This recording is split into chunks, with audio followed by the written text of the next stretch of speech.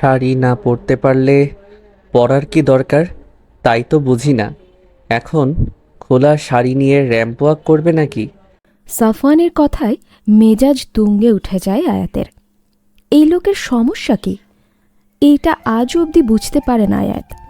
যখনই কোনো একটা অপ্রীতিকর সিচুয়েশনে পড়বে সেইখানে লোকটা হাজির হবে, নয়তো ওনার সামনেই কোনো না কোনো অপ্রীতিকর সিচুয়েশন ঘটবে।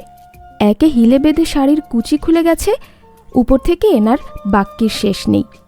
দাঁতে দাঁত চেপে বলতে লাগলো, সাফওয়ান ভাই আসলে কি বলুন তো, আমি বিয়ে থেকে পালানোর সময় ভাবিনি আমাকে ওয়ার্ল্ড রেস চ্যাম্পিয়নশিপে নিজের নামের পতাকা উড়াতে হবে। আগে জানলে শাড়ি না, উসাইন বেল্টের কস্টিউম পরে আসতাম। মুখ তো কেচির মতো চলে, তা তোমার বাবার সামনে মুখটা চালালে হয়তো এভাবে পালাতে হতো না। চালিয়েছিলাম, বিনিময়ে বা গালে থাপ্পড় আর 7 দিন রুমে আটকে রেখেছিল। তোমার শাড়ির কুচি ঠিক হইলে কি আমরা যাইতে পারি? তোমার বাবার বডিগার্ডরা আসলো বলে। আয়াত আর কোনো কথা বলল না। বলে না, কথায় কথা বাড়ে। আর এই লোকটার সাথে কথা বলতে গেলে শুধু যে কথায় কথা বাড়বে সেটা নয়, সকাল হয়ে যাবে অথচ তর্ক শেষ হবে না। শেষমেশ দেখা যাবে বাবার বডিগার্ডরা সত্যিই চলে আসবে। এখন তাড়াতাড়ি কোনো ট্রান্সপোর্ট ধরে কাজী অফিস যেতে হবে। 1 ঘন্টা আগেও আয়াত একরকম ভেবেছিল, কিন্তু পুরো উল্টো কাহিনী ঘটে গেল।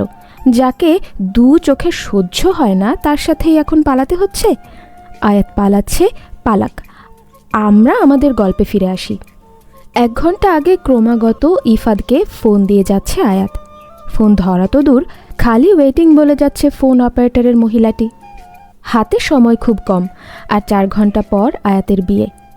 একটা বলদের সাথে, রামিম সাহেব অর্থাৎ আয়াতের বাবার বন্ধুর ছেলের সাথে। অনেকবার রামিম সাহেবকে বুঝাতে চেয়েছে আয়াত, কিন্তু কোনো লাভ হয়নি। আয়াত রামিম সাহেবকে জানিয়ে দিয়েছে বিয়ে করলে ইফাদকেই করবে, ও বাদে সে কাউকে বিয়ে করবে না। কিন্তু রামিম সাহেবের এক কথা, উনি বেকার ছেলের সাথে মেয়ের বিয়ে দেবেন না, দরকার হলে ড্রাইভারের সাথে বিয়ে দিতেও রাজি। ইফাদ গ্র্যাজুয়েশনের পর বেকার বসে আছে 3 বছর। সারাদিন ক্লাব, বন্ধুদের সাথে টাকা উড়ানোই ইফাদের একমাত্র কাজ। তার কথা, তার বাবার এত টাকা যে সে সারা জীবন বেকার থাকলেও কিচ্ছু যায় আসবে না। আয়াত এবং ইফাদের রিলেশন প্রায় 4 বছর হতে চলল। যতবারই তাকে বিয়ের কথা বলে সে এড়িয়ে যায়। আয়াত তাকে বলতে বলতে মুখ ব্যথা করে ফেলেছে, অথচ তার কোনো হেলদুল নেই। আজ আয়াতের বিয়ে, ছেলেটার কোনো পাত্তাই নেই। টানা 20 বার ফোন দেওয়ার পর শেষমেশ ফোনটা তুলল ইফাদ। বিরক্তির সাথে বলল, কি ব্যাপার, এত ফোন দিতে হয়? কথা বলছিলাম তো বেবি। রাখো তোমার বেবি। ইফাত আজকে আমার বিয়ে, তোমার কি কিচ্ছু যায় আসে না? আমি সেদিনই তোমাকে বলে দিয়েছিলাম বাবা সিনিয়র, তুমি যদি কিছু না করো এবার সত্যি আমাকে হারিয়ে ফেলবে। তুমি কি সত্যি আমাকে ভালোবাসো? ইফাত এখনো যদি কিছু না করো আর 4 ঘন্টা পরে আমার বিয়ে হয়ে যাবে, তখন চাইলেও কিছু করার থাকবে না। তুমি এটা এখন বলছো? তুমিই তো এতদিন আমার সাথে যোগাযোগ করনি। আজ 7 দিন পর আমি আমার ফোন পেয়েছি। তুমি তো একবারও আমার সাথে কথা বলার চেষ্টা করোনি। এখন তোমাকে ডিসিশন নিতে হবে, হয় আমাকে এখান থেকে পালিয়ে নিয়ে বিয়ে করবে, নয়তো আমি ওই বলদকেই বিয়ে করে ফেলবো। ঠিক আছে, আমি ব্যবস্থা করছি। ফোনটা রেখে কান্নায় ভেঙে পড়ল আয়াত। ভালোবাসা কতটুকু অসহায় করে তুলতে পারে তার প্রমাণ হাতে নাতে পাচ্ছে। দরজায় কড়া নাড়লে চোখ মুছে দরজা খুলে দেয় আয়াত। দরজা খুলতেই তানি ভেতরে ঢোকে। তানি আয়াতের বেস্টি। তানিকে পেয়ে জড়িয়ে ধরে পানি ছেড়ে দিল আয়াত। তানি, আমি কি করব? আমি তোকে অনেক আগ থেকেই বলছি, এইবার ছেলেটা তোকে ঝুলিয়ে দিবে, দেখলি তো? ও বলল ব্যবস্থা করছে। এখন রেডি হয়ে নে, আমাদের পার্লারে যেতে হবে। আন্টি আমাকে পাঠালেন। দোস্ত, আমি ওই বলদটাকে বিয়ে করব না। বারবার বলদা বলদা কেন বলছিস? ছেলেটার নাম হাবিব, ইস্টাবলিশড ভদ্র ছেলে, ইপাদের চেয়ে 1000 গুণ বেটার। আমি পারবো না হাবিব তাবিবকে বিয়ে করতে। ইফাত একটা ব্যবস্থা ঠিক করবে, দেখিস। দেখা যাক, এখন চল। আধা ঘন্টা পর পার্লারে যাবার পর ইফাদের ফোন আসে আয়াতের মোবাইলে। ফোন রিসিভ করতেই ইফাত জানায়, আয়াত, আমি সাফওয়ানকে পাঠাচ্ছি।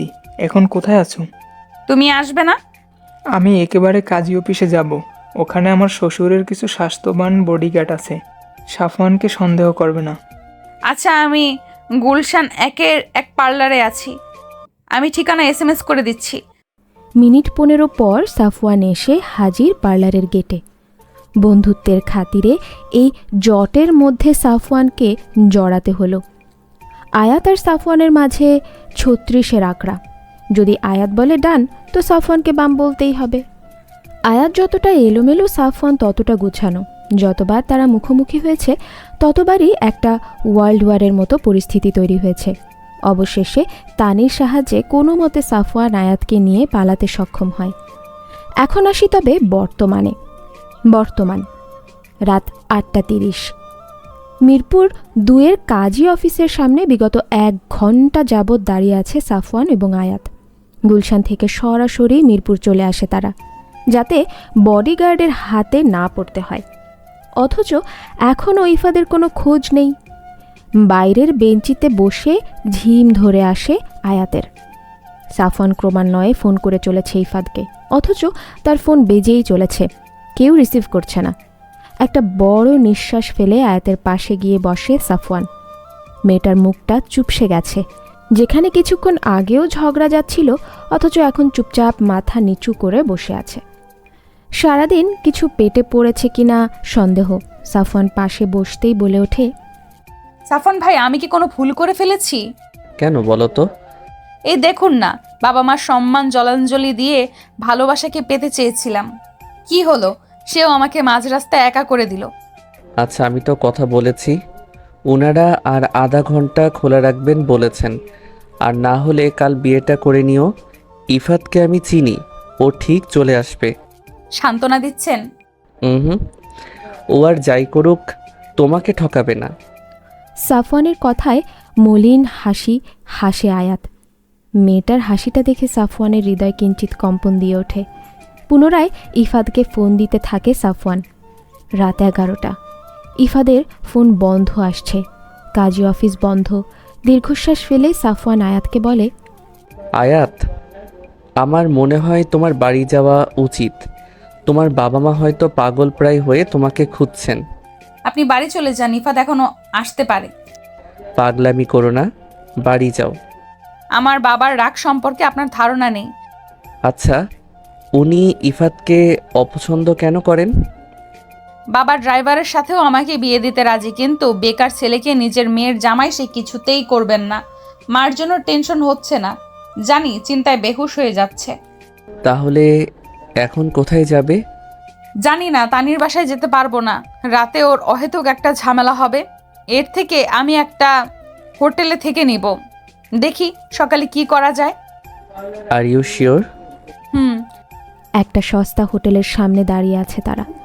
এত রাতে কোনো ভালো হোটেলে যাবার মতো ওয়ে নেই, সাথে টাকাও। শুধু যাতায়াতের টাকা, ভোটার আইডি আর কিছু ডকুমেন্টস বাদে আর কোনো টাকা নিয়ে বের হয়নি আয়াত। মনটা খচখচ করছে সাফওয়ানের। মেয়েটাকে এভাবে হোটেলে একা ফেলে যেতেও মন সায় দিচ্ছে না তার। হোটেলের ভেতরে যেতে নিলেই সাফওয়ান হাত টেনে ধরে আয়াতের। পেছনে ফিরে চোখে চোখ রাখতেই দৃঢ় কণ্ঠে সাফওয়ান বলে ওঠে, আমি ব্যাচেলর থাকি, এক রুমের চিলে কোঠা, কিন্তু এই হোটেলের থেকে much better. If you want you can come with me. আমি নিচে বিছানা করে শুতে পারবো। এসব হোটেলে থাকাটা সুবিধার হবে না। Please come. না না, একজন ছেলের সাথে রাতে আমি থাকতে পারবো না। অবশেষে আয়াত রাজি হলো। স্টেডিয়ামের লাইটে পাশাপাশি হেঁটে চলেছে আয়াত এবং সাফওয়ান। দুজনের গন্তব্য এক, কিন্তু লক্ষ্য আলাদা। রেললাইনের দুটো আলাদা লোহার লাইনের মতো পাশাপাশি হেঁটে যাচ্ছে তারা। জানে না কেউই আগামীতে কি তাদের জন্য অপেক্ষা করছে। রাস্তার পাশের খড়খুটোহীন মানুষেরা বস্তা পেতে ঘুমের প্রস্তুতি নিচ্ছে, তো আরেক দল মানুষ রাত জেগে চেঁচিয়ে সবাইকে সান্ত্বনা দিচ্ছে, ঘুমিয়ে পড়ো, আমরা জেগে আছি। রিক্সা না পেয়ে প্রচুর হাঁটতে হচ্ছে তাদের। হিল পরে পায়ে ঠোসা পড়ে গেছে আয়াতের, আর না পেরে হিল খুলে ফেলল সে। নিচে জিন্স থাকায় শাড়িটা খানিকটা উপরে তুলে নিল। হঠাৎ পেছনে থেকে দুজন টহল পুলিশের বাঁশির শব্দ এবং চিৎকারে ভয়ে জমে গেল তারা। না জানি কি বিপদ আসতে চলেছে। পুলিশের একজন চেঁচিয়ে যাচ্ছে, এই এত রাতে কি আকাম করতাছো? এই দাঁড়াও। ভয়ে সাফওয়ানের ডান হাত আঁকড়ে ধরে দাঁড়িয়ে পড়ল আয়াত। ধীর গলায় বলতে লাগলো, এখন কি হবে? সারা রাত থানায় কাটাবো নাকি? কিচ্ছু হবে না, তুমি চুপ থাকবে তাহলেই হবে। পুলিশেরা তাদের কাছে এসেই একজন সাফওয়ানের ঘাড় চেপে ধরল, আর একজন রুক্ষ ফ্যানে গলায় বলল, রাত বাজে 11:45। এই রাতে এমনি ঘুরতাছো কেন? নষ্টামির জায়গা পাও না? দুইটা ঠান্ডা খাইলে সব প্রীতি বাইর হয়ে যাইবে। আপনারা আমার কথা বোঝার ট্রাই করেন। আসলে হয়েছে কি? চুপ আব্দুল, এগোরে এখন থানায় নিতে হইবে। থানার কথা শুনেই আয়াতের হাত পা ঠান্ডা হয়ে লাগলো। হড়হড় করে বলতে লাগলো, থানায় কেন? আমরা তো বাসার দিকে যাচ্ছি, ঘুরতে বেরিয়েছিলাম, রিক্সা না পাওয়ায় দেরি হয়ে গিয়েছে। ট্রাস্ট আস, আমরা কোনো নষ্টামি করতেছি না। এই মাইয়া রাত 11:45 বাজে বিয়ার শাড়ি পইরা ঘুরতে বাইর হইছে। না মানে আচ্ছা, আমাদের ছেড়ে দেবার জন্য মালপানি কত নিবেন? দেখছো শফিক আমাদের ঘুষ দেয়, কত বড় সাহস! এইবার ওগো থানায় নিতে হইবে। রাত 12টা। থানায় ইন্সপেক্টরের সামনে বসে আছে সাফওয়ান এবং আয়াত। একটু পরপর অগ্নিদৃষ্টি দিচ্ছে আয়াত সাফওয়ানকে। তখন ওয়াকি টকিতে কথা বলে ওদের থানায় নিয়ে আসে কনস্টেবল শফিক এবং আব্দুল। ইন্সপেক্টর মেহরাব হাতের তর্জনী দিয়ে টেবিলে ক্রমাগত টকটক শব্দ করে যাচ্ছেন, সাথে একবার আয়াতের দিকে আর একবার সাফওয়ানের দিকে তাকাচ্ছেন। গলা ঝেড়ে এবার বললেন, এত রাত্রে বাহিরে কি করছিলেন আপনারা? স্যার নষ্টামি করতেছিল বললাম না। তোমাকে জিজ্ঞেস করছি আব্দুল। না তো একটু ঠান্ডা থাকো। বলুন আপনারা। জি, সাফওয়ান ইসলাম। আসলে হয়েছে কি, আমরা পালিয়ে বিয়ে করতে চেয়েছিলাম, কিন্তু কাজী অফিস বন্ধ থাকায় বিয়ে করতে পারিনি। উফ। আয়াতের কথা শুনে হতবাক হয়ে আয়াতের দিকে তাকায় সাফওয়ান। এই মেয়ে তাকে একটা ঝামেলায় ফেলবে। অবশ্য এটা নতুন না, এর আগেও মেয়েটা এভাবেই ঝামেলায় ফেলেছে। আয়াতের হাতে চিমটি কাটতেই আয়াত উহ করে চেঁচিয়ে ওঠে, ওনারা পুলিশ, ওনাদের কাছে লুকিয়ে লাভ নেই, ওনারা আমাদের হেল্প করতে পারবে। আসলে হয়েছে কি স্যার, আমরা দুজনকে খুব ভালোবাসি, কিন্তু আমার বাবা ওর প্রফেশন আর গরিবের জন্য ওকে মেনে নেননি। আজ আমাকে একটা বলদের সাথে জোর করে বিয়ে দিয়ে দিচ্ছিল, তাই আমি পালিয়ে আসি। আমার বাবাকে চিনবেন, Ramim Rahman, retired major general. আমি তার একমাত্র মেয়ে। সাফওয়ান তো অনেক গরিব, তাই বাবা ওর সাথে আমার বিয়ে দিবেন না। এই যে দেখুন, আমার ভোটার আইডি সব আছে, আমরা আজই বিয়ে করতাম।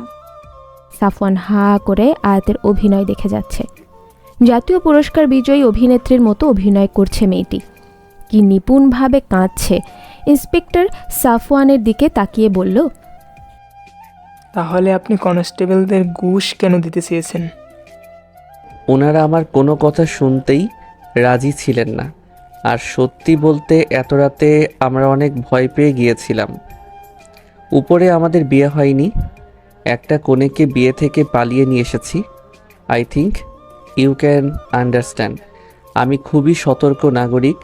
আয়াত না থাকলে আমি এমনটা কোনোদিন করতাম না। আচ্ছা, আপনার নাম ঠিকানা দিয়ে যান, আমি কন্ট্যাক্ট করব। আর যদি এটা প্রমাণিত হয় যে আপনারা মিথ্যা বলছেন, তাহলে আমার থেকে খারাপ আর কেউ হবে না। আব্দুল, ওনাদের সব ঠিকানা নিয়ে বাড়ি পৌঁছে দাও। আর সাফওয়ান সাহেব, আপনার অফিসের ঠিকানা দিয়ে যান। যদি এই রাতে কাজই পাওয়া যেত, তাহলে আমি নিজেই আপনাদের বিয়ে দিয়ে দিতাম। নিজের মাথা চাপড়াতে ইচ্ছে করছে সাফওয়ানের। এই আয়াতের জন্য কি এক ঝামেলাই না পড়ল। মিথ্যে তো বলে দিল, কিন্তু এখন এই মিথ্যে ধরা পড়লে যে কি ঝামেলা পোহাতে হবে আল্লাহ জানে।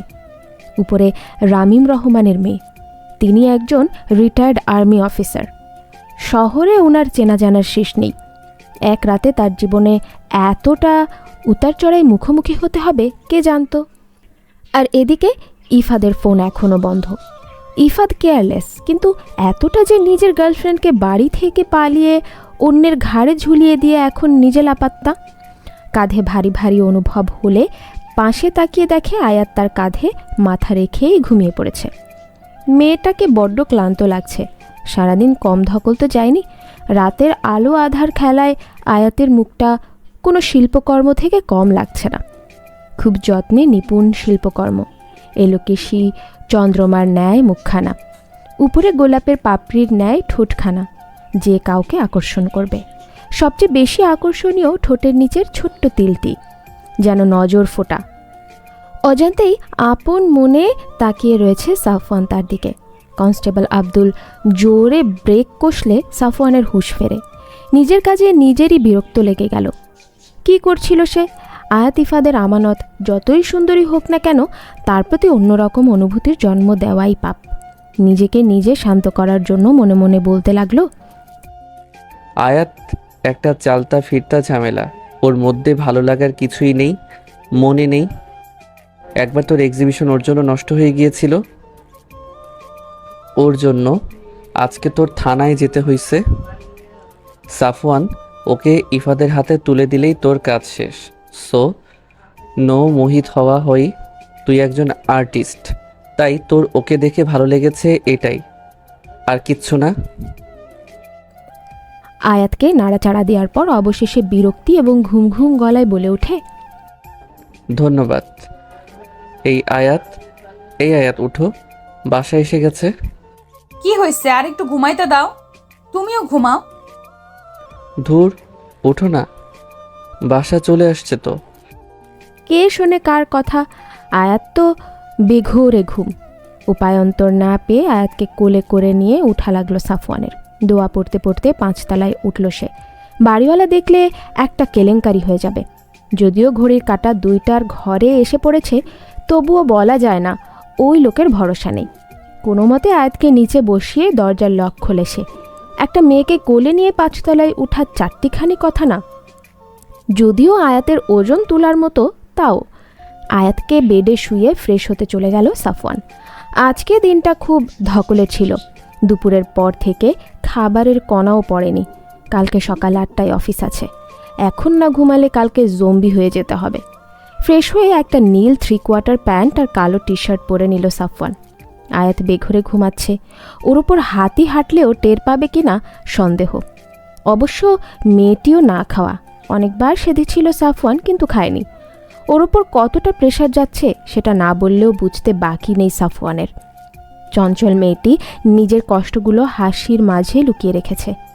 বাবা মাকে না বলে ভালোবাসার খাতিরে ছুটে এসেছে, কিন্তু সেই ভালোবাসাও কথা রাখেনি।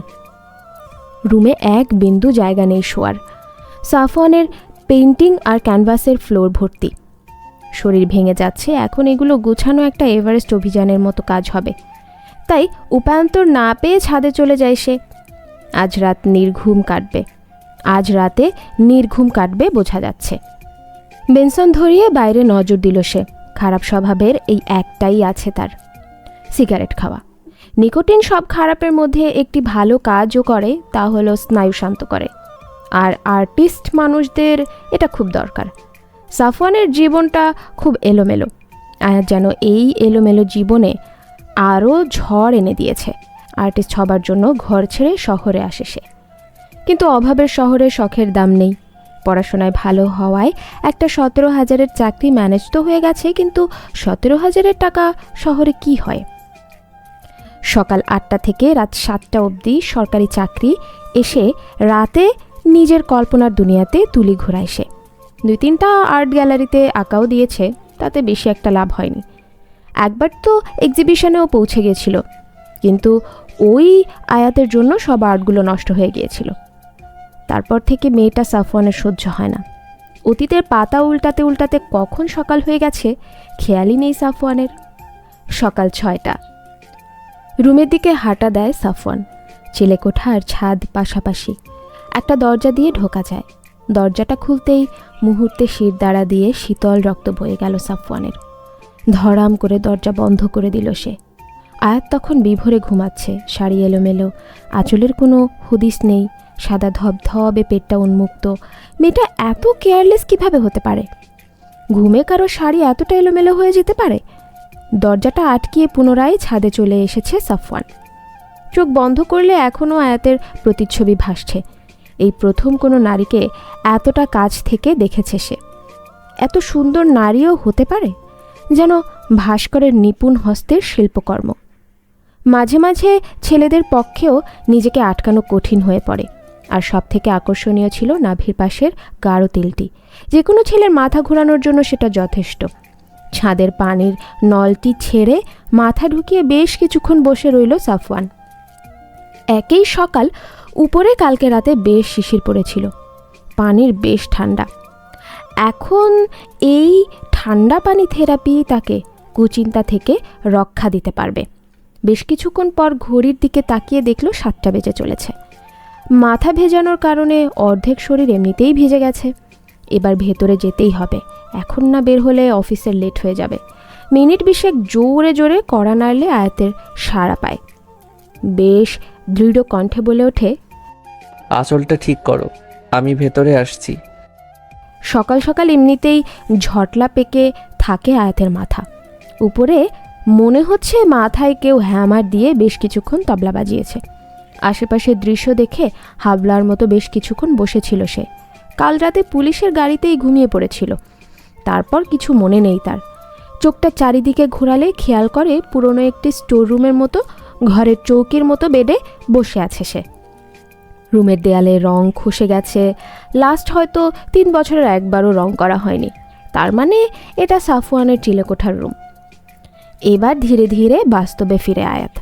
বুঝতে পারে রাতে সাফওয়ান এখানেই তাকে নিয়ে এসেছিল। রুমটা খুব ছোট।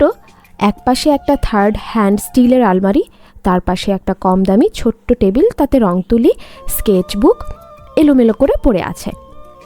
ঘরে দক্ষিণ দিকে বেশ বড় জানালা। জানালা দিয়ে আকাশে স্পষ্ট দেখা যাচ্ছে। সাথে গাড়ির হর্নও শোনা যাচ্ছে, মানে বাড়িটা রোডের খুব কাছে। সারা ঘর অগোছালো, কিন্তু নোংরা নয়। ফ্লোরে সাফওয়ানের পেইন্টিং এবং ফাঁকা ক্যানভাস ভর্তি। জানালার ঠিক পাশে একটি ঘুণধরা আলনা আছে, তাতে সাফওয়ানের নোংরা কাপড় রাখা। ঘরটা পর্যবেক্ষণ শেষ হলে শুনতে পায় সাফওয়ান কড়া নেড়েই যাচ্ছে। সাফওয়ান যখন কথাটা বলে তখন নিজের দিকে তাকিয়ে নিজেই লজ্জা পেয়ে যায় সে। রাতে অস্বস্তির জন্য কখন আঁচল খুলে ফেলেছিল খেয়ালই নেই তার। কোনো মতে শাড়িটা দিয়ে নিজেকে পেঁচিয়ে সাফওয়ানকে ভেতরে আসতে বলে সে। সাফওয়ান একবারও আয়াতের দিকে না তাকিয়ে আলমারির কাছে চলে যায়। শার্ট প্যান্ট বের করে ওয়াশরুমে ছুট লাগানোর সময় পেছন থেকে আয়াত ডাকলে বাধ্য হয়ে আয়াতের দিকে তাকায় সে। আমাকে আপনার টি শার্ট দিবেন? আমার কাছে পরার মতো কোনো জামা নেই শাড়ি বাদে। আলমারি খোলাই আছে, নিয়ে নিও, আমার লেট হচ্ছে। বলেই ওয়াশরুমে ঢুকে ধাম করে দরজা লাগিয়ে দিল সাফওয়ান। এলোমেলো চুল, ঘুম ঘুম চাহনি আর লাল হয়ে থাকা গাল দেখে কয়েকবার হার্টবিট মিস হয়েছে সাফওয়ানের। এই মেয়েকে খুব দ্রুত ইফাদের হাতে তুলে দিতে হবে, নয়তো পাগল হয়ে যাবে সাফওয়ান। সকাল 11টা। আয়াত জানালের পাশে দাঁড়িয়ে আছে। মনটা তার ভালো নেই। তানির কাছে সকালে ফোন দিয়েছিল। তানির কাছ থেকে জানতে পারে রামিম সাহেব তাকে অনেক কথা শুনিয়েছে। আয়াতের মা শারমিন বেগমের শরীরটা নাকি ভালো নেই।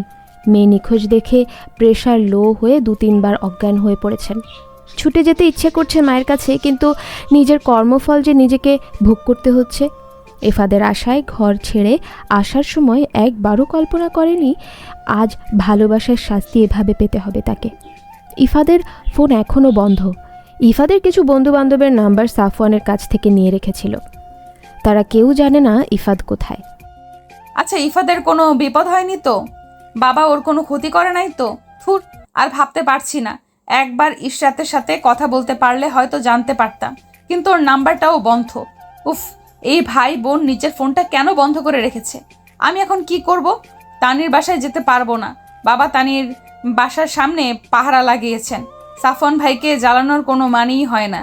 কিন্তু কোথায় যাব আমি? জানালার পাশে দাঁড়িয়ে নিজেকে নিজে প্রশ্ন করে যাচ্ছে আয়াত। সামনে যে ডেড অ্যান্ড যাওয়ার পথটুকু খুঁজে পাচ্ছে না।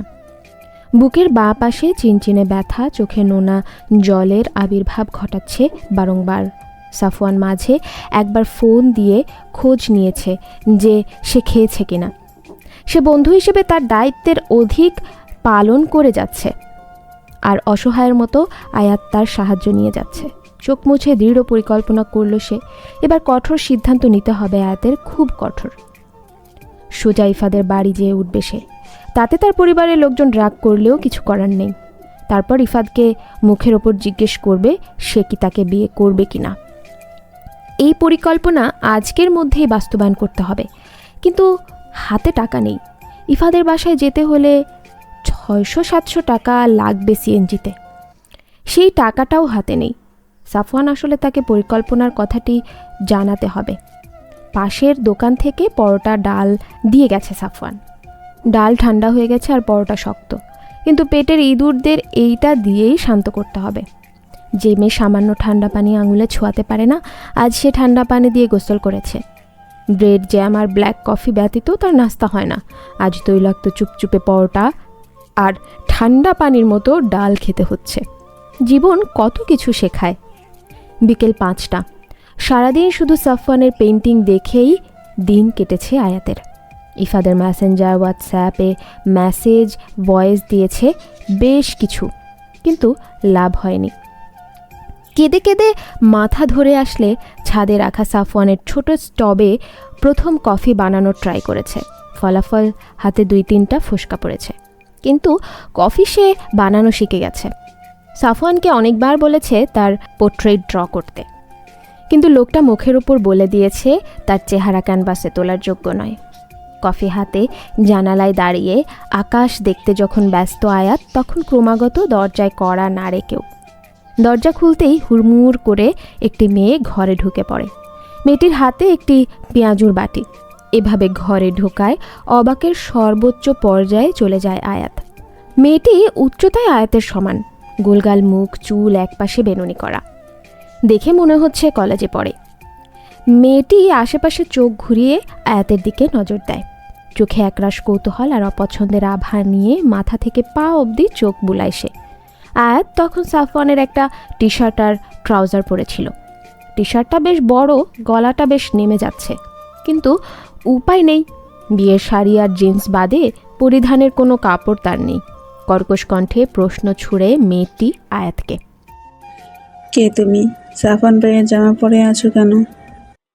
আমি কি আমি কি হলো বলো? তোমাকে বলবো কেন? আগে তুমি বলো, তুমি কে? আমি মায়া, এবারই আমার বাবার। তুমি কে বলো, নয়তো বাবাকে বলে দেব। আমি সাফওয়ানের স্ত্রী। এই মুহূর্তে মাথা একেবারে ফাঁকা হয়ে যায় আয়াতের। দুম করে মনে যা এসেছে তাই বলে দেয় সে। মেয়েটি প্রথমে হতবাক হয়ে তাকিয়ে থাকে, পরে কান্না কান্না মুখ করে দৌড়ে চলে যায় রুম থেকে। ঘটনার আকস্মিকতায় কিছুই মাথায় ঢুকছে না আয়াতের। মেয়েটি ঝড়ের গতিতে এলো, আবার টর্নেডোর গতিতে চলে গেল। হচ্ছেটা কি? রাত 8টা। আজ বাড়ি ফিরতে দেরি হয়ে গেছে সাফওয়ানের। না জানি আয়াত একা একা কী করছে। সকালের পর থেকেই কথা হয়নি। প্রথমে ভেবেছিল দরজা বাইরে থেকে আটকে যাবে, পরে ভাবলো অজান্তে বিপদ আসলে আয়াত বের হতে পারবে না, আর মোটা সার উপরে আসবে না রাতের আগে। সে জানে সাফওয়ানের অফিস টাইম, কিন্তু মায়াকে নিয়ে একটু চিন্তা থেকে যায়। মেয়েটি ধুমধাম চলে আসে। রাস্তায় আসার পর কিছু কম দামি 3 পিস লেডিস গেঞ্জি আর রাতের খাবার কিনে বাড়ির দিকে রওনা দেয় সাফওয়ান। বাড়িতে এসে সিঁড়িঘর থেকেই খুব শোরগোল শোনা যাচ্ছে। ভালো করে খেয়াল করলে বুঝতে পারে শব্দগুলো তার রুম থেকেই আসছে। দ্রুত 5 তলায় এসে দেখে দরজা হা করে খোলা। ভিতরে যেন মাথার উপর বাঁচ ভেঙে পড়েছে সাফওয়ানের। ঘরের ভেতরে ঢুকতেই দেখে বিল্ডিংয়ের সব মহিলারা, সিনিয়র সিটিজেন সেখানে উপস্থিত। মোটা সার অর্থাৎ বাড়িওয়ালা আবুল কালাম আজাদ সাহেব এবং আর 2 জন পুরুষ বেডে বসা। আয়াত তাদের সামনে দাঁড়ানো, গম্ভীর মুখে আজাদ সাহেবের কাপে চুমুক দিচ্ছেন। আলমারির পাশে মায়া মুখ নিচু করে দাঁড়িয়ে আছে। যেখানে বাঘের ভয় সেখানেই সন্ধে হয়। এখন সাফওয়ানের মাথায় রীতিমতো ঘুরপাক খাচ্ছে একটাই চিন্তা, এত রাতে বাড়ি ছাড়া হলে কোথায় যাবে?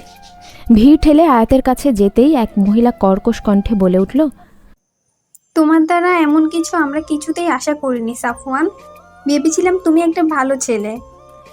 সাফওয়ান একটা ঢোক গিলে বলে, কি হয়েছে আন্টি? কি করেছি আমি? আমি তোমার থেকে এটা কখনোই আশা করিনি সাফওয়ান। তুমি বিয়ে করছো অথচ আমাদের কাছে একটু জানালেও না। জি চাচা। আজাদ সাহেবের কথা মাথার উপর দিয়ে গেল সাফওয়ানের। হা করে একবার আয়াতের দিকে আর একবার বাকিদের দিকে তাকালো। আয়াত ইনাদের কি এমন বলল সবাই আয়াতকে এতটা স্নেহ করছে? উপরে মোটা সার যে কিনা সাফওয়ানের সাথে সারাটা খুন ভাড়া করে মাথা খারাপ করে দেয়, সে আয়াতকে বৌমা তুলো করছে কেন? আয়াতের পরনে একটা নীল জামদানি শাড়ি, যা আয়াতের নয়। তার মানে বিল্ডিংয়ের একজন আন্টি পড়তে দিয়েছেন। হচ্ছেটা কি? আন্টিরা সবাই আয়াতকে নতুন সংসারের যাবতীয় টিপস দিয়ে যাচ্ছেন। সাফওয়ান ফ্রেশ হয়ে সাদা টি শার্টটা নেভি 3/4 প্যান্ট পরে নিল। আন্টিরা যাবার পর আয়াত যেন হাফ ছেড়ে বাঁচল। দরজাটা লাগিয়ে পেছনে ফিরতে দেখে সাফওয়ান তুয়ালে দিয়ে ভেজা চুল মুছে যাচ্ছে। ভেজা চুলগুলো কপালে লেপ্টে আছে, টি শার্টটা বুকের সাথে যেন মিশে আছে। 6 ফিট লম্বা সুঠামদেহী পুরুষ 3/4 প্যান্ট পরায় পায়ের খানিকটা অংশ দেখা যাচ্ছে। ভেজা পায়ের পশমগুলো লেপ্টে আছে, না চাইতেও চোখ তার দিকেই আটকে আছে। ছেলেটার মধ্যে কি যেন একটা আছে। এভাবে দেখলে তো নজর টিকা দিয়ে হাঁটতে হবে। সাফওয়ানের কথায় হুঁশ ফেরে আয়াতের, সঙ্গে সঙ্গে অন্যদিকে চোখ সরিয়ে নেয়। লজ্জায় মাথাটা যাবার মতো অবস্থা। মনে মনে বলল, আল্লাহ মাটিটা ফাঁক করো, ঢুকে যাই। আয়াতের কাজে সাফওয়ানের খুব হাসি পাচ্ছে। টেবিলে রাখা ব্যাগটা এগিয়ে দিয়ে বলল, এখানে কিছু জামা কাপড় আছে আর খাবার নিয়ে এসেছি। আচ্ছা, তুমি বিল্ডিংয়ের লোকদের কি এমন বলেছো যে তারা তোমায় মাথায় তুলে রেখেছে? ও ওটাই আসলে হয়েছে কি, 1.5 ঘন্টা আগে মায়া চলে যাবার পর একা একা বোর হচ্ছিল আয়াত, তাই ঘুমিয়ে পড়েছিল। হঠাৎ খুব জোরে জোরে দরজা ধাক্কা দিলে লাফ দিয়ে ওঠে সে। মনে হচ্ছিল ঘরে ডাকাত পড়েছে। ধীর পায়ে দরজা খুলতেই হুড়মুড়িয়ে একদল মহিলা আর 3 জন মধ্যবয়স্ক পুরুষ ঢুকে পড়ল। আকর্ষিতভাবে এত মানুষ ঘরে ঢুকে পড়ায় আয়াত ভয়ে সিটিয়ে যায়। সবাই তাকে মাথা থেকে পা অবধি এমনভাবে দেখছেন যেন একটা চিড়িয়াখানার জন্তু দেখছে। তাদের মধ্যে থেকে মায়া সামনে এসে একজন মোটা ভুঁড়ি এবং রাজকীয় গোফধারী পুরুষকে বলতে লাগলো, এই যে সেই চোর। আমি সাফওয়ানের বউ। আঙ্কেল, আসলে আমরা কালকেই পালিয়ে বিয়ে করেছি। বলেই কান্না করতে লাগলো আয়াত। আয়াতের কান্না রামিম সাহেব ব্যতীত কোনো মানুষকে গলিয়ে দেবার ক্ষমতা রাখে। আসলে আমাদের সম্পর্ক 4 বছরের। বাবা কাল জোর করে আমাকে বিয়ে দিতে চেয়েছিলেন। সাফওয়ান তো ভালো চাকরি করে না, তাই সাফওয়ানকে মেনে নেননি আঙ্কেল। কি করব বলুন, উপায় ছিল না আমাদের, তাই আমরা পালিয়ে বিয়ে করেছি। আমার কাছে কোনো কাপড়ও নেই, তাই সাফওয়ানের কাপড় পরেছি। আমি বাধ্য করেছিলাম সাফওয়ানকে। এখানে সাফওয়ানের কোনো দোষ নেই আঙ্কেল। যদি আমার হাতে উপায় থাকতো আমি কি এরকম করতাম বলুন? তবে আমার দৃঢ় বিশ্বাস বাবা মা ঠিক একদিন আমায় বুঝবেন। বলতে বলতে গলা ধরে এসেছে আয়াতের। আসলেই কি রামিম সাহেব বুঝতে পারবে তাকে? যদি রামিম সাহেব বিয়ে দেবার জন্য এতটা অস্থির না হতেন তবে কি আজ এভাবে পালিয়ে আসতে হতো তাকে? এক আন্টির কথায় ধ্যান ভাঙে আয়াতের। তারপর আন্টি আয়াতকে শাড়ি পরিয়ে দেন। আয়াত সবার জন্য কফি বানায়। একটা আড্ডার আমেজ তৈরি হয়। মায়া মুখ কালো করে এক জায়গায় দাঁড়িয়ে থাকে। আয়াতের বুঝতে বাকি নেই মেয়েটা তাকে চরম অপছন্দ করে। ঢাকার ব্যতিব্যস্ততার মাঝে কোনো অপরিচিত মানুষও এতটা আন্তরিক হতে পারে, এটা যেন কল্পনার বাইরে আয়াতের জন্য। মানুষগুলোকে মিথ্যে বলতে একদম ভালো লাগছে না তার, কিন্তু কিছু করার নেই, নয়তো সাফওয়ানকে ঘর ছাড়া হতে হবে। ফ্ল্যাশব্যাক শেষ হলে দেখে সাফওয়ান হা করে তার দিকে তাকিয়ে রয়েছে। তুড়ি দিয়ে হাত সে নাড়িয়ে বলে, কি হলো? এইভাবে ক্যাবলা কান্তের মতো কি দেখছেন? তুমি অভিনেতা হলে কিন্তু ভালো নাম কামাতে পারতে। তা তো আমি জানি, কিন্তু মিথ্যে কথা না বললেই কি করব বলুন? আপনার প্রেমিকা পুরো আট ঘাট বেঁধে এসেছিল। আপনার সুপ্ত প্রেমকে কলি থেকেই উঠিয়ে ফেলার জন্য sorry, but I had no choice. কি? কিসের প্রেমিকা? ও আমার কেউ লাগে না। ন্যাকা যেন কিচ্ছু বোঝে না। ওখানে কেউ না থাকলে আমাকে কাছে চিবিয়ে খেত। আজীব। আমি তো ব্যাচেলর, তাই না? সত্যি সত্যি বিয়ে করলে এ বাড়িতে তুলব কিভাবে? বিয়ে করে বউকে নিয়ে এই চিলেকোঠায় উঠবেন নাকি? আর উঠলেও বলবেন আমি দা নিয়ে আপনাকে দৌড়ানি দিয়েছিলাম, আমাকে তালাক দিয়ে দিয়েছেন। ধন্য তুমি। ইফাদের সত্যি কপাল পড়েছে। ইফাদের কথা শুনতেই উজ্জ্বল মুখটা মিয়ে গেল আয়াতের। সাফওয়ান আয়াতের মুখ দেখে বুঝতে পেরেছে ইফাদের খোঁজ এখনও পায়নি। আয়াতের মন ভালো করতে বলল, আমি আজকে গ্রিল নিয়ে এসেছি, ভালো খেতে, এখনো গরম আছে, চলো খেয়ে নেই। আমার খিদে নেই। এই দেখো, আমি এতদিন একা একা খেয়েছি, আজ তুমি আছো, আমি চাই না একা একা খেতে, চলো না প্লিজ। সাফওয়ানের জোড়াজুড়িতে না পেরে শেষমেশ খেতেই হলো আয়াতকে। খাওয়া দাওয়া শেষে আয়াত বেডে আর সাফওয়ান নিচে বিছানা বিছিয়ে শুয়ে পড়ল। সারাদিনের ক্লান্তি আর কাল রাত না ঘুমানোর জন্য সাফওয়ান শুতেই ঘুমের রাজ্যে তলিয়ে গেল। কিন্তু আয়াতের চোখে যেন ঘুম নেই, মনে যেন ঝড় বয়ে যাচ্ছে। এপাশ ওপাশ ফিরে যখন ঘুম আসছিল না, তখন উঠে ছাদে চলে যায় সে। ফোনে ইফাদের নাম্বার ডায়াল করতেই ফোনটি অন পায়। বেশ কিছুক্ষণ বাজার পর কেউ ফোনটি রিসিভ করে। আয়াত হ্যালো বলতেই শুনতে পায় একজন মহিলা কণ্ঠ। অপর পাশের মানুষটি বলে, হ্যালো, কাকে চান? আমি আয়াত। আপনি কে বলছেন? আপনি কি পেশেন্টের কিছু হন? পেশেন্ট মানে? কাঁপা কাঁপা গলায় প্রশ্ন করে আয়াত। তখন অপর পাশ থেকে শুনতে পায়, আমি মেডিকেল হসপিটাল থেকে বলছি। মোবাইলটি পেশেন্টের সাথে পাওয়া গেছে, কিন্তু ওনার যা অবস্থা, তাই আমি মোবাইলটা আমার কাছে রেখেছি। পেশেন্ট বলতে কি হয়েছে ওর?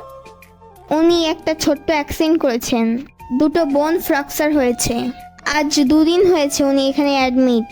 ওনার সাথে কোনো আত্মীয় বা পরিবারের কেউ আসেনি। আমি আজকে মোবাইলটা অন করলাম যাতে কেউ ফোন করলে তা জানতে পারি। এটা কোন মেডিকেল? ঢাকা মেডিকেল। ও ভালো আছে তো? হ্যাঁ, টেনশনের কোনো কারণ নেই। 1 মাসের মধ্যেই নর্মাল হয়ে যাবে। ঠিক আছে, ওকে ঘুমাচ্ছে? হ্যাঁ, ওনার তো রেস্ট দরকার। বেশ, আমি কাল সকালেই আসবো। আপনি ফোনটা রিসিভ করবেন প্লিজ। আচ্ছা। ফোনটা রেখে কান্নায় ভেঙে পড়ে সে। যেটার ভয় পাচ্ছিল ঠিক সেটাই হয়েছে। ইফাদ এত বড় একটা বিপদে ছিল, আর সে কিনা জানতই না। কি ভুলটাই না বুঝেছিল। সকাল হতেই ঢাকা মেডিকেলে যেতে হবে, নয়তো সত্যি দেরি হয়ে যাবে। সারা রাত দুশ্চিন্তাতেই কাটিয়ে দিল। ঘুম যেটুকু এসেছিল তাও পালিয়ে গেছে। না জানি ইফাদকে কি অবস্থায় দেখবে। সকাল 5টা, আজানের সাথে সাথেই ঘুম ভেঙে গেল সাফওয়ানের। চোখ খুলতেই বেডের দিকে চোখ পড়তেই দেখল আয়াত নেই। এক লাফে শোয়া থেকে উঠে বসল। আশেপাশে চোখ ফিরিয়ে দেখল না, মেয়েটা নেই। ব্যতিব্যস্ত হয়ে খুঁজতে লাগলো, দেখতে লাগলো দরজার ফাঁক দিয়ে নীল শাড়ি আঁচল দেখা যাচ্ছে। তার মানে আয়াত ছাদে রয়েছে। মেয়েটি কি তবে রাতে ঘুমায়নি? ধীর পায়ে ছাদের দিকে এগিয়ে গেলে দেখতে পায় বিষণ্ণ চিত্তে বাইরের দিকে তাকিয়ে রয়েছে আয়াত। সূর্যের প্রথম কিরণে দীপ্তিময়ী মুখটা যেন বুকে যেয়ে লাগার মতো। চুলগুলো হাওয়ার সাথে তাল মিলিয়ে আপন মনে উঠছে। গ্রিক গডেস অ্যাফ্রোডাইটকেও হার মানাবে এই মানবীর সৌন্দর্য। নিজেকে সামলে গলা খাকারি দিয়ে জিজ্ঞেস করে, সারা রাত কি চোর পাহারা দিচ্ছিলে? ইফাত হসপিটালে। কি? কাল রাতে ওর ফোনে ফোন দিয়েছিলাম। ভারাক্রান্ত গলায় রাতে নার্সের সাথে কথোপকথন সম্পূর্ণ বিস্তারভাবে বলল সাফওয়ানকে। চিন্তায় ভ্রু কুঁচকে আসে সাফওয়ানের। তাহলে ইফাতকে ভুল বুঝেছিল এই 2 দিন। আয়াতের মাথায় হাত বুলিয়ে বলল, 7টার মধ্যে রেডি হয়ে নাও, মেডিকেলে যেতে আধা ঘন্টা লাগবে, জ্যামে না পড়লে মুখটা ভালো করে ধুয়ে নিও। এরকম জম্বি লুক দেখলে ভয় পাবে ইফাত। সাফওয়ান ভাই। সকাল 8টা, জেনারেল ওয়ার্ডের সামনে দাঁড়িয়ে আছে আয়াত এবং সাফওয়ান। নার্স এই রুমের পথ দেখিয়ে চলে গেলেন। বেড নাম্বার 13 সামনে দাঁড়িয়ে আছে তারা। ইফাত তখন কাঁথা মুড়ি দিয়ে শুয়ে আছে, পিঠের দিকে মুখ দেখা যাচ্ছে না। চোখে পানি নিয়ে আস্তে করে পাশে বসে ইফাতের। কাঁথা না সরিয়ে বলতে লাগলো, তুমি এত কেয়ারলেস কেন? তোমার কিছু হলে আমার কি হতো? কখনো কি আমার কথা ভাববে না?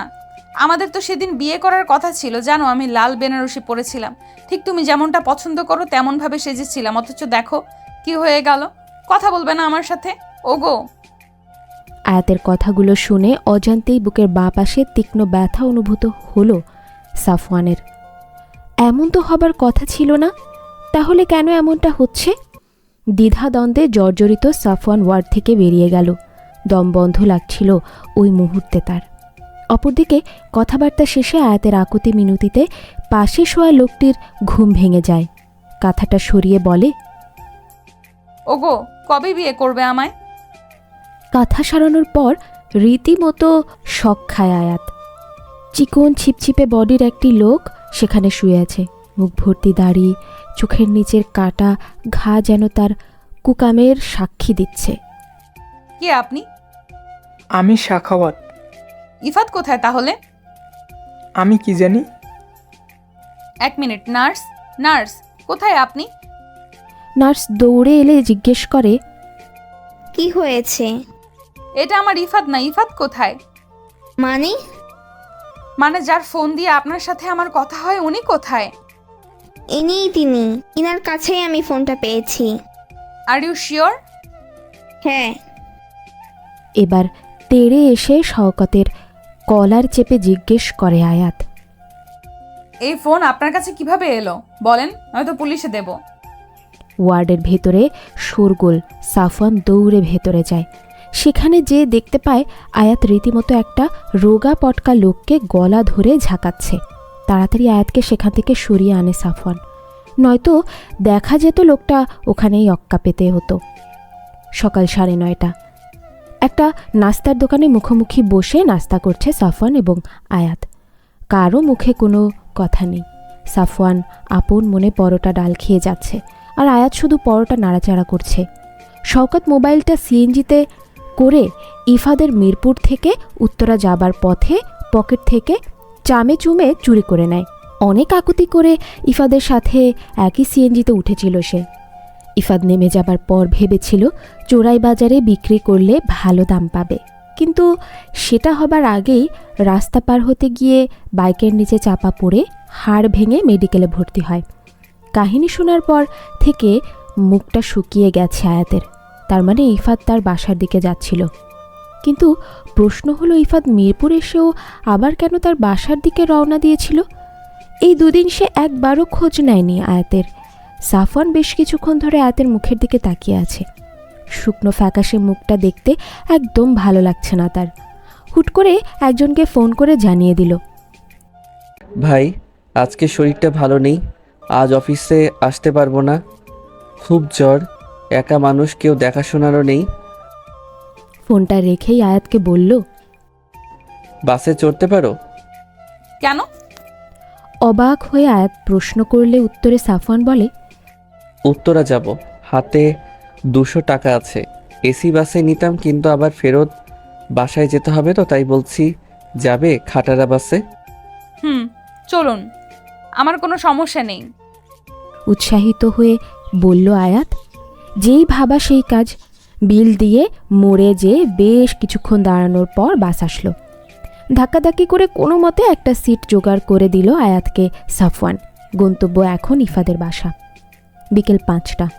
বাড়ির পথে রওনা দিচ্ছে আয়াত এবং সাফওয়ান। আয়াতের চোখ থেকে না চাইতেও পানি পড়ছে।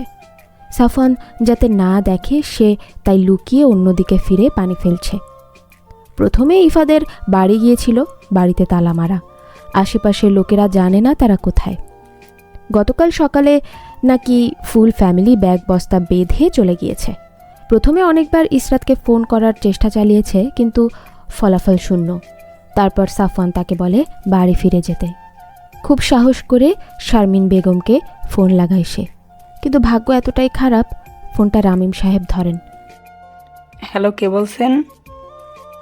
বাবা আমি আয়াত। সরি, আমি আয়াত নামে কাউকে চিনি না, ভুল নম্বরে ফোন দিয়েছেন। প্লিজ বাবা কথাটা শোনো প্লিজ। হ্যালো হ্যালো বাবা হ্যালো। রামিম সাহেব ঠাস করে ফোনটা কেটে দেন। এখন আর কোনো উপায়ন্তর না পেয়ে পুনরায় রওনা দিচ্ছে সাফওয়ানের চিলেকোঠায়। সিঁড়ি বেয়ে উঠতেই সাফওয়ানের পা আটকে যায়। নিজের ঘরের দরজার সামনে আজাদ সাহেবের সাথে একজন মহিলা আর পুরুষকে দেখে মাথা যেন ফাঁকা হয়ে যায়। সাফওয়ানকে থেমে যেতে দেখে আয়াতও অবাক হয়। সামনে দাঁড়িয়ে থাকা নারী এখন এগিয়ে এসে সাফওয়ানের সামনে এসে দাঁড়ায়। ঠাস করে সাফওয়ানের গালে থাপ্পড় লাগিয়ে দেয় এবং বলে, এত বড় হয়ে গেছে যে বাড়িতে না জানিয়ে বিয়ে অবধি করে ফেলেছো। বাহ, এটা তোমার কাছে আশা করিনি সাফওয়ান। ইচ্ছে করছে। থামো, কি করছো? আমরা ভিতরে গিয়ে কথা বলি। পুরুষটি মহিলাটিকে কোনো মতে শান্ত করে থামালো। অবস্থা বেগতিক দেখে আজাদ সাহেবও দাঁড়ালেন না। সাফওয়ান একটা ঢোক গিলে বলল, আপা ভেতরে যে কথা বলি প্লিজ। তাই তো বলি, 1 সপ্তাহ হয়ে গেছে, বাসায় পা রাখো না কেন তুমি? প্লিজ দুলাভাই বোঝান না।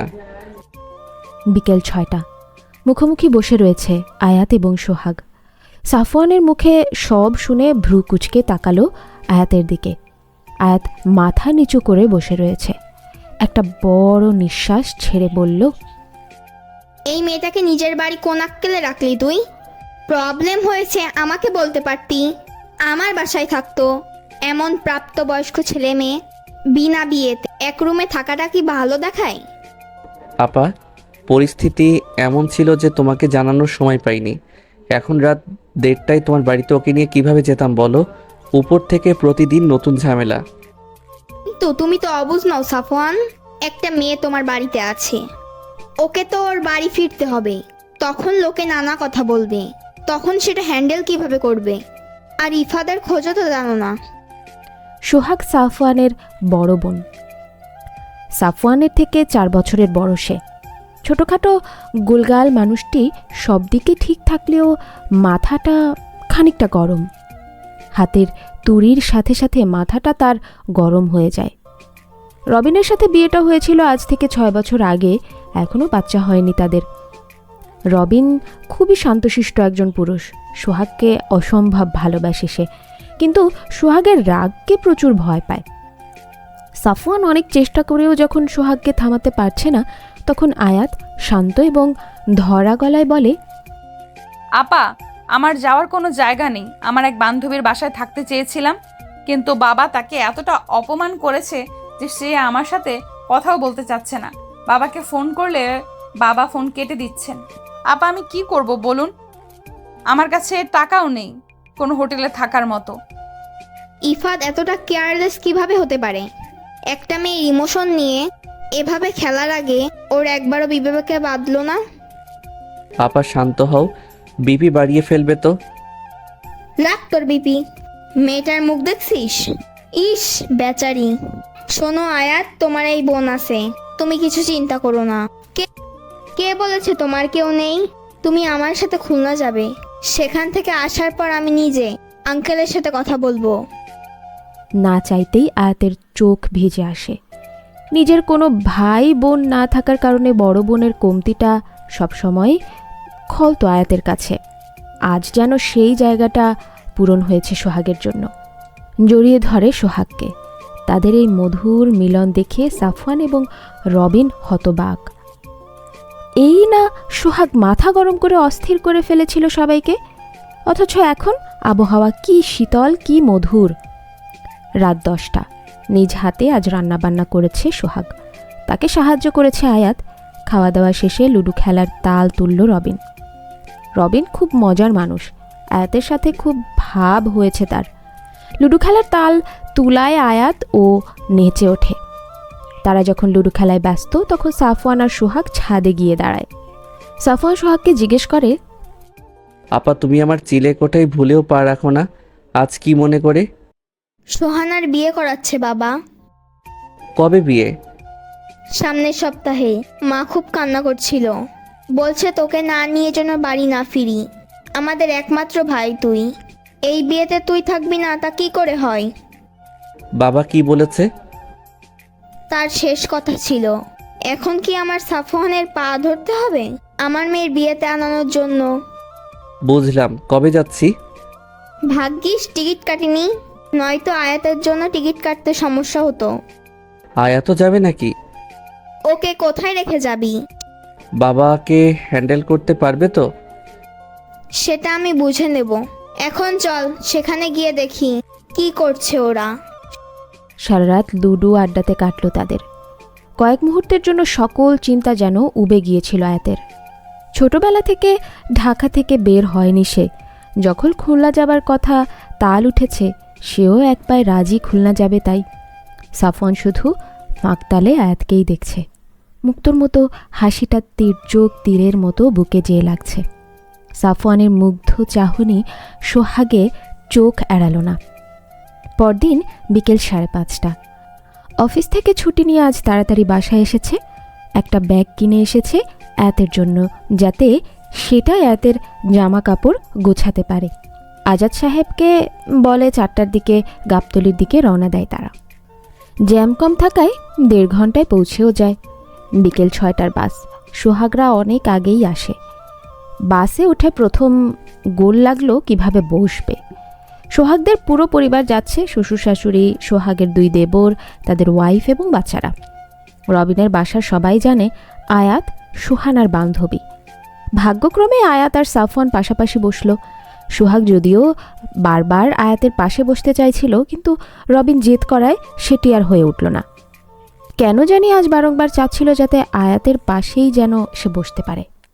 আজকাল মেয়েটি বড্ড বেশি ভালো লাগতে শুরু করেছে।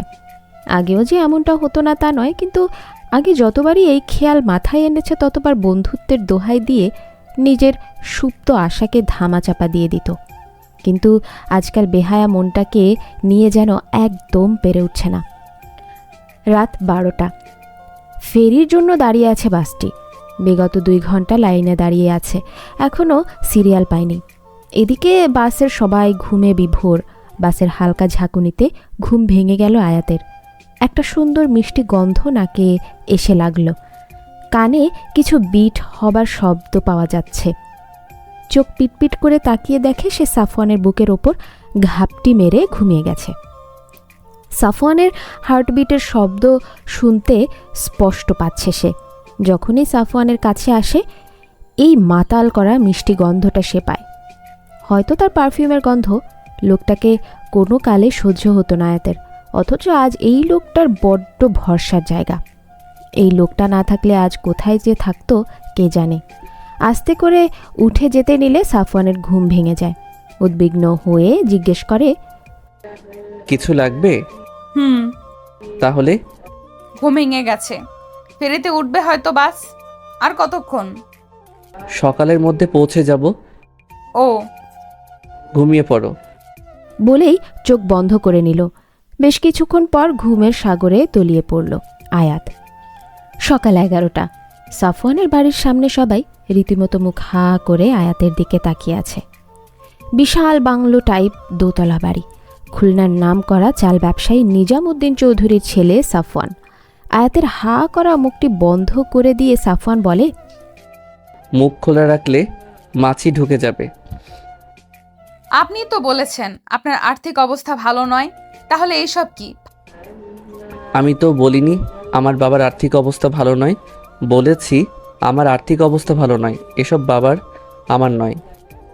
ভাগ্যিস আপনার সাথে বাবার কোনোদিন যোগাযোগ হয়নি, মাথায় করে রাখতো আপনাকে। তাই বুঝি? তাহলে শ্বশুর আব্বাকে বলে সত্যি সত্যি বিয়েটা সেরে নেই। বলেই টিপ্পনি কেটে ব্যাগ কাঁধে নিয়ে ভেতরের দিকে রওনা দিল সাফওয়ান। ভেতরে যেতে না যেতেই একটি মেয়ে দৌড়ে এসে সাফওয়ানকে জড়িয়ে ধরল। ঘটনার আকস্মিকতায় সবাই অবাক হয়ে গেল।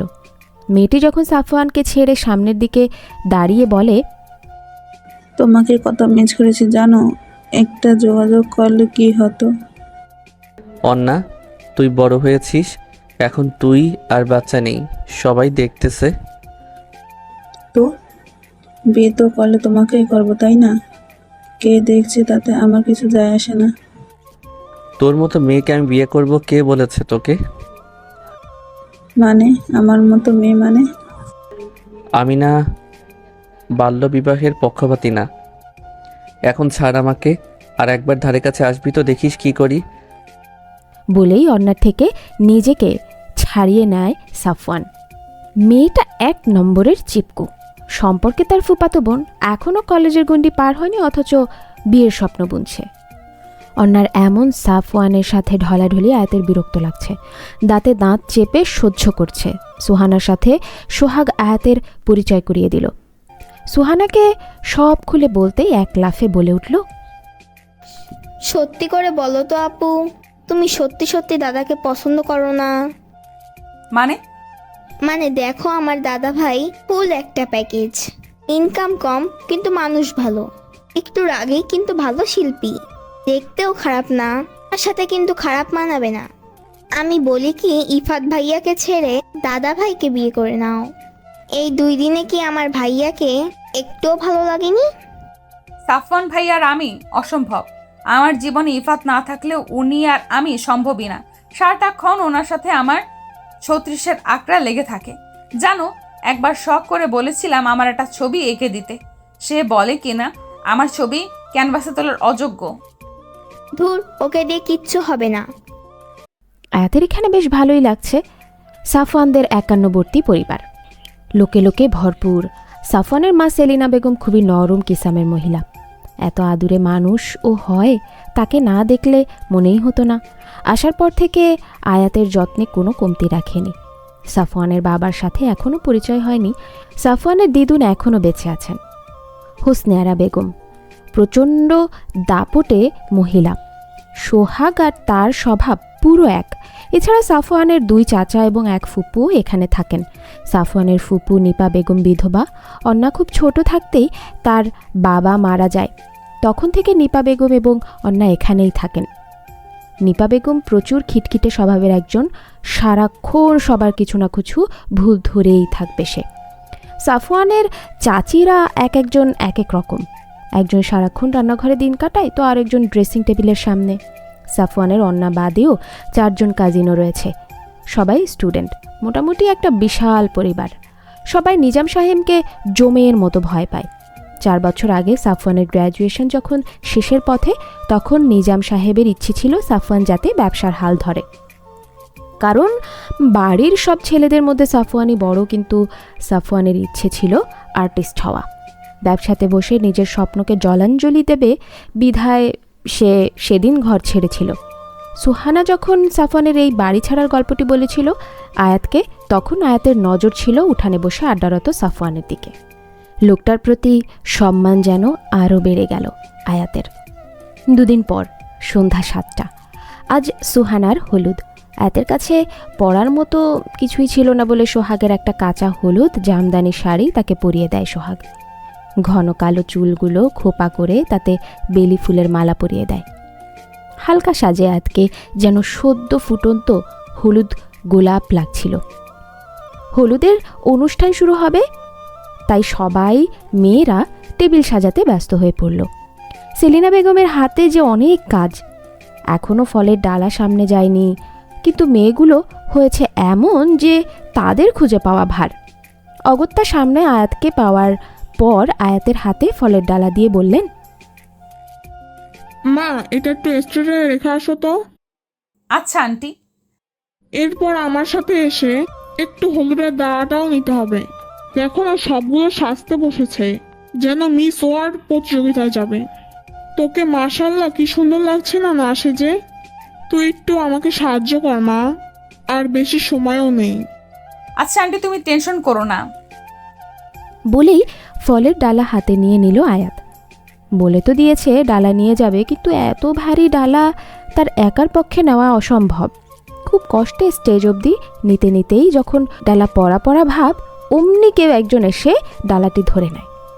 সেই পরিচিত মিষ্টি গন্ধ। মানুষটি আর কেউ না, সাফওয়ান। হলুদ পাঞ্জাবি, কালো মুজিব কোটে, তার সাদা চুড়িদারে তাকে বেশ মানিয়েছে।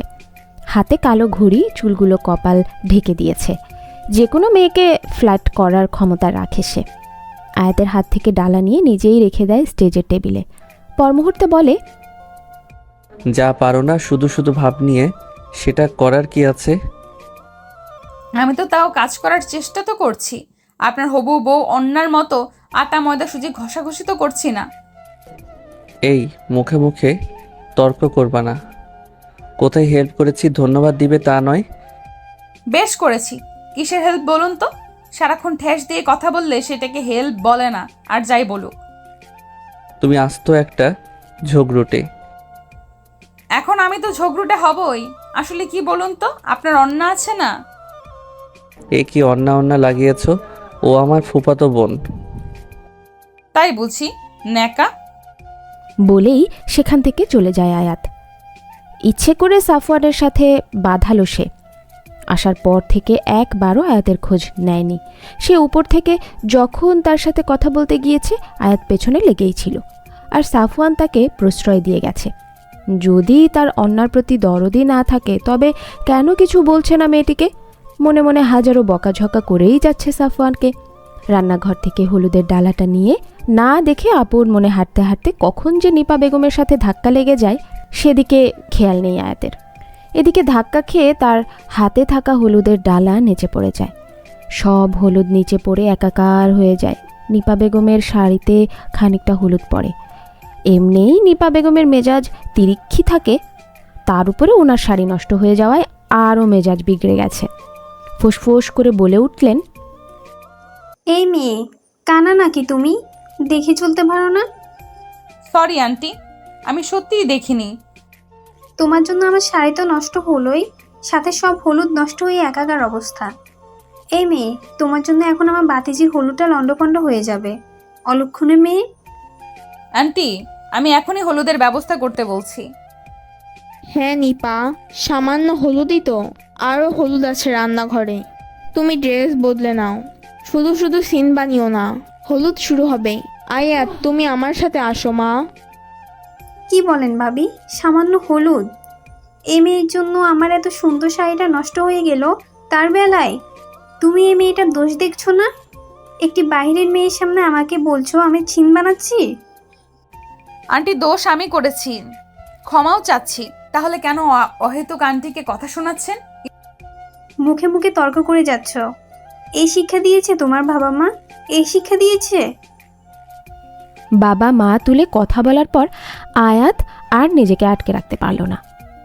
যেই কিছু একটা বলতে যাবে অমনি পাশ থেকে সাফওয়ান বলে উঠল, ফুপি, আয়াতের মা বাবা তাকে শিক্ষা দিয়েছে বিধায় সে এতক্ষণ নিজের দোষ না থাকা সত্ত্বেও তোমার কাছে ক্ষমা চেয়ে গেছে। একে ওর হাতে হলুদের ঢালা ছিল, তবু তুমি ওর সামনে দিয়ে হাঁটছিলে। ও যদি না দেখে থাকে, তুমিও কিন্তু ওকে দেখোনি, তাহলে ওর যদি দোষ থাকে তবে তোমারও আছে। আর আজ সুহানার হলুদ জেনেও তুমি সিন ক্রিয়েট করছো। মা এটা তোমাকে বলার পর তুমি উল্টো মাকে কথা শোনাচ্ছ, তাহলে বেশি দোষটা কার বলো? আজকাল বাইরের মেয়ের জন্য আমাকে তোরা কথা শোনাচ্ছিস? বেশ, আমি থাকবোই না এই হলুদে। বলেই নিপা বেগম যেতে লাগলো। নিজাম সাহেব সেখানে উপস্থিত হয়। নিজাম সাহেবকে সবাই জমের মতো ভয় পায়। ওনার এক হুঙ্কারই সব ঠান্ডা করার জন্য যথেষ্ট। ওনাকে দেখে সাফওয়ান আর কথা বাড়ায় না, কারণ সে জানে তার কোনো কথা তার বাবার পছন্দ নয়। তখন নিপা বেগম তার কাছে এসে সব বললে সে বলেন,